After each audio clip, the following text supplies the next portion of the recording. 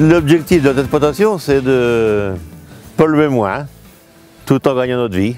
Alors la ration des vaches laitières, c'est essentiellement l'enrubannage de fourrage, de mélange de graminées et de légumineuses. Il y a du maïs fourrage qui va prochainement passer par du maïs épi.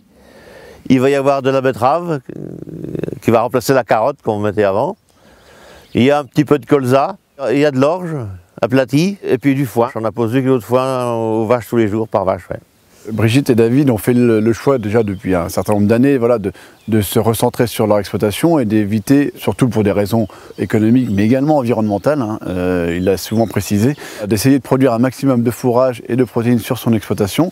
Concrètement, voilà, ça s'est traduit par une réduction des surfaces de maïs au profit de surfaces de prairies et des prairies de qualité, c'est-à-dire de qualité fourragère avec des légumineuses, des graminées adaptées au contexte pédoclimatique de l'exploitation, récolter en enrubannage pour maximiser les conservations et vraiment tirer profit de ces fourrages. Et quelle source de protéines je peux produire sur les surfaces que j'ai sur mon exploitation. Donc on parle bien ici, sans parler de gros mots, mais d'intensification fourragère et d'intensification en protéines. On achète, en ce qui concerne la ration des vaches, du touto de colza.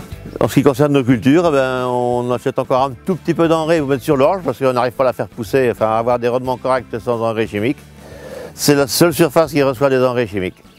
Les maïs ne reçoivent plus du tout d'engrais chimiques, ni en vrac, ni en ligne. Et toutes les prairies temporaires et permanentes ne reçoivent plus d'engrais chimiques du tout non plus. Le fait de faire moins de maïs, on utilise forcément moins de pesticides. Première chose déjà, autonome, c'est pas forcément d'être autonome à 100%.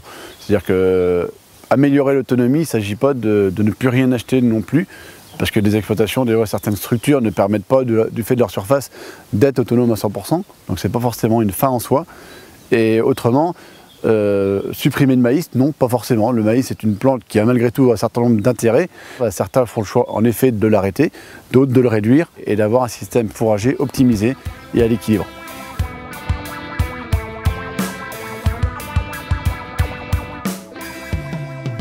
Alors ici, on a un passage d'outils mécaniques qui est un déchômeur rapide. Et puis après, on a ce fait en combiné, un décompacteur, herse et semoir.